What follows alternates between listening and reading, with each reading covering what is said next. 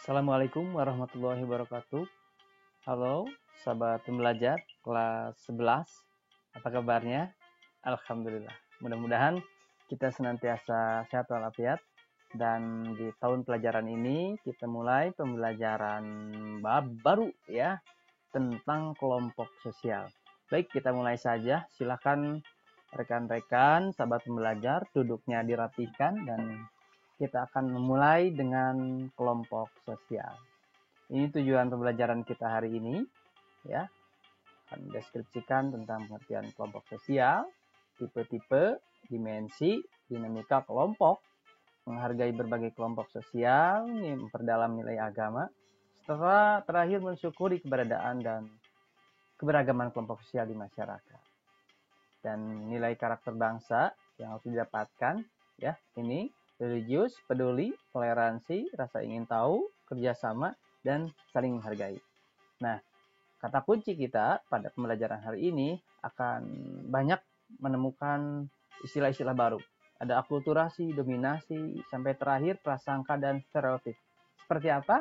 Baik, berbagai sekali Anda mendapatkan pembelajaran tentang kelompok sosial. Kita mulai. Nah, ini adalah hakikat kelompok sosial, ya, bahwa pengertian dari kelompok sosial itu adalah kumpulan individu yang memiliki hubungan dan saling berinteraksi sehingga mengakibatkan tumbuhnya rasa kebersamaan dan rasa memiliki. Sepertinya Anda datang ke sekolah, misalkan, itu kenapa? Karena adanya rasa kebersamaan dan rasa memiliki. Tiap hari Anda bermain dengan teman-teman Anda karena Anda merasa menjadi bagian dari kelompok itu. Nah, itulah. Ada dua hasrat manusia, ya. Pertama, menjadi satu dengan masyarakat di sekitarnya. Bayangkan, sahabat-sahabat pembelajar, ketika orang lain berteman, ketika orang lain ngobrol-ngobrol, lalu Anda dikucilkan. Perasaannya bagaimana? Pasti tidak enak. Nah, oleh karena itu, bahwa hasrat manusia menjadi satu dengan masyarakat sekitarnya. Tidak akan ada orang yang ingin dikucilkan, tidak akan. Dan satu lagi, menjadi satu dengan lingkungan sekitarnya. Ya, yang pertama dengan masyarakat, yang kedua dengan lingkungan. Masyarakatnya diakui, lingkungan pun diakui. Seperti itu. Inilah syarat ya, syarat ciri kelompok sosial. Menurut Robert K. Merton, bahwa syarat dari ciri kelompok sosial itu pertama memiliki pola interaksi, ada hubungan timbal balik ya. Ada saling bertanya, saling menjawab. Itulah salah satu dari interaksi. Ya. Memiliki pola interaksi, baik itu dari individu ke kelompok ataupun kelompok terhadap individu. Bahkan kelompok dengan kelompok. Dan yang kedua, pihak yang berinteraksi mendefinisikan dirinya sebagai anggota kelompoknya. Anda kenapa bertanya kepada teman Anda? Karena teman Anda adalah bagian dari kelompok Anda. Sehingga Anda pun merasakan bahwa saya sebagai kelompok dari SMA kelas 11. Seperti itu. Yang selanjutnya adalah pihak yang berinteraksi didefinisikan oleh orang lain sebagai anggota kelompok. Saya tahu kalau Anda bermain dengan teman sekelasnya, tidak akan dilarang. Kenapa? Karena saya tahu bahwa Anda adalah anggota kelompok kelas 11. Misalkan ketika ada salah satu komunitas motor, ada temannya yang bergabung, itu tidak jadi masalah. Tetapi ketika ada orang lain yang datang bukan dari klub motor tersebut, apa yang terjadi? Pasti akan dipertanyakan. Seperti itu. Itulah bahwa syarat dan ciri kelompok sosial itu ada 3. Pertama, memiliki pola interaksi. Yang kedua, pihak yang berinteraksi mendefinisikan dirinya sebagai bagian dari anggota kelompoknya. Dan yang ketiga adalah orang lain mendefinisikan bahwa Anda itu betul sebagai anggota kelompoknya. Seperti itu. Lanjut. Nah, ciri kelompok sosial menurut Suryono Sukanto pertama adalah adanya kesadaran sebagai bagian dari kelompok yang bersangkutan. Anda sadar tidak bahwa Anda itu kelas 11? Kalau sadar, insya Allah Anda akan ngobrol, bertanya, dan berhubungan dengan teman-teman sesama angkatan kelas 11. Selanjutnya ada hubungan timbal balik antara anggotanya. Jelas, ya. Anda menyapa, bertanya dengan guru, dengan kepala sekolah, atau dengan teman-teman sekelasnya. Itu adalah hubungan timbal balik. Selanjutnya adalah ada suatu faktor pengikat. Ya, apa? Anda sebagai siswa, itulah label yang Anda dapatkan. Saya sebagai guru, Anda sebagai siswa. Itu ada faktor pengikatnya. Selanjutnya adalah memiliki struktur, kaidah, dan pola perilaku bersama. Jelas ya, ada peraturannya. Anda datang ke sekolah, ada peraturannya? Ada, tidak sembarangan. Ya, dalam sebuah komunitas ada peraturannya? Pasti ada. Ya, seperti itu. Dan terakhir adalah bersistem dan berproses. Misalkan asalnya malu-malu, lama-kelamaan menjadi lebih akrab lagi. Itu berproses dan bersistem. Ya, misalkan belum ada ketua, lama-lama menjadi ada ketuanya. Belum kompak menjadi kompak. Itulah bersistem dan berproses. Selanjutnya ada tipe ya. Nih, ada tipe-tipe kelompok sosial.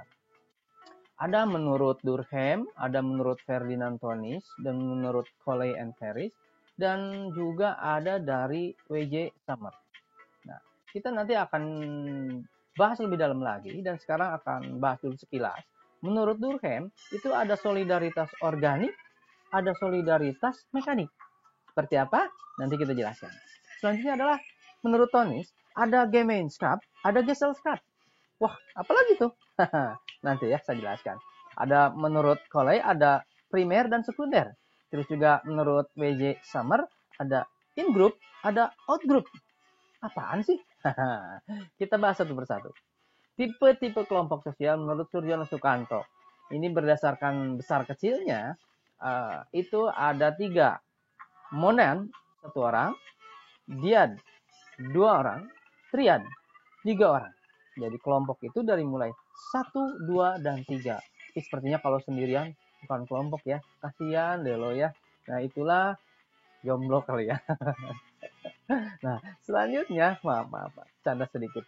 Berdasarkan derajat interaksi sosial, berdasarkan kepentingan wilayah. Nah, Anda RW 1 akan bergabung lagi biasanya bermain dengan RW 1. Anda RW 2, Anda kelurahan mana, itu akan bergabung. Selanjutnya berdasarkan derajat organisasi juga sama. OSIS ya. Terus apalagi banyak organisasi-organisasi baik itu formal maupun informal. Ada kelompok terorganisasi dan kelompok tidak terorganisasi. Oke, selanjutnya nih, berdasarkan kesadaran terhadap jenis yang sama, berdasarkan hubungan sosial dan tujuan. Ada kelompok primer atau paguyuban. Nah, pernah ingat ya? Ada kelompok sekunder atau kelompok patembayan. Ini lihat pola hubungan interaksi antar kelompok ya, pola hubungan antar kelompok. Pertama, ada akulturasi, ada A, B, ada 1 orang tambah 2 orang. 1 orang tambah 1 orang jadi 2 orang. Ya, yang berkerudung dengan yang tidak berkerudung jadi campur. Nah, itulah pembauran antara 2 kebudayaan yang menghasilkan budaya baru, tapi masih mengandung unsur budaya yang lama. Itulah akulturasi. Pembauran antara 2 kebudayaan yang menghasilkan budaya baru, tapi masih mengandung unsur budaya yang lama tidak terhilangkan. Selanjutnya, ada dominasi, yaitu keadaan di mana suatu kelompok ras yang menguasai kelompok lain. Lihat di gambaran, ya, dominasi. Nih, bahwa satu kelompok ras menguasai kelompok yang lain. Kalau dulu pernah terjadi itu ras kulit putih mendominasi kulit hitam. Akhirnya terjadi perbudakan. Seperti itu. Atau salah satu agama misalkan ya. Atau salah satu suku dan lain sebagainya. Baik, selanjutnya. Ada 4 proses yang terjadi di dalam dominasi. Wah, udah mulai panas ya. Pertama adalah genosida. Yaitu pembunuhan dengan sengaja dan sistematis. Hati-hati, ini sangat berbahaya. Ya, di dalam dominasi ada juga yang terjadi dengan genosida. Selanjutnya dalam dominasi juga terjadi pengusiran. Nah, ya, pengusiran warga Palestina misalkan oleh Israel atau yang sekarang sedang terjadi. Ada segregasi, yaitu pemisahan antara warga kulit putih dan warga kulit hitam. Jadi terpisahkan. Nah, di dalam dominasi juga bisa ada yang istilahnya asimilasi. A tambah B sama dengan C. Jadi pembauran 2 kebudayaan yang menghasilkan budaya baru yang berbeda dengan budaya yang lama. Itulah asimilasi. Selanjutnya ada paternalisme, ya. Nah, apa sih paternalisme? Itu bentuk dominasi kelompok ras pendatang atau kelompok ras pribumi.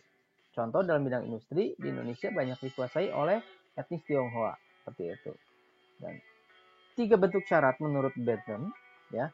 Ada masyarakat metropolitan di daerah asal pendatang, ada masyarakat kolonial, pendatang dan sebagian masyarakat pribumi, dan masyarakat pribumi yang dijajah.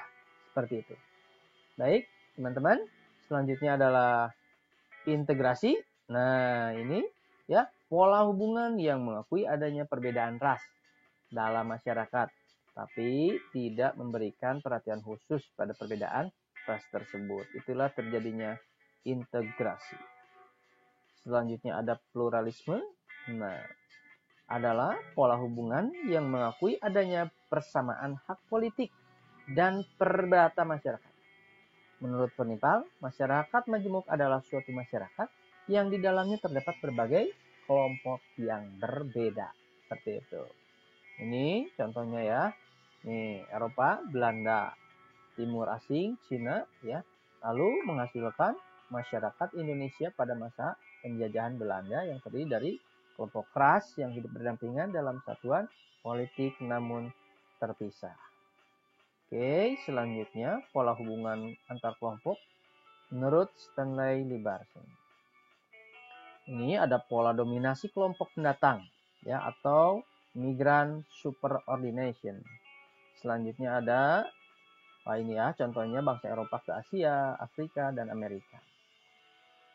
Ada pola dominasi kelompok pribumi atas kelompok pendatang atau indigenous superordination. Nah, gaya ya bahasanya ya. Contohnya adalah dominasi kelompok kulit putih di Prancis atas kelompok pendatang dari Cina, Turki, atau Aljazair. Baik, teman-teman, sahabat belajar, di pertemuan yang singkat ini Bapak cukupkan sekian dan mudah-mudahan bermanfaat. Bila itu hidayah. Assalamualaikum warahmatullahi wabarakatuh. Sukses.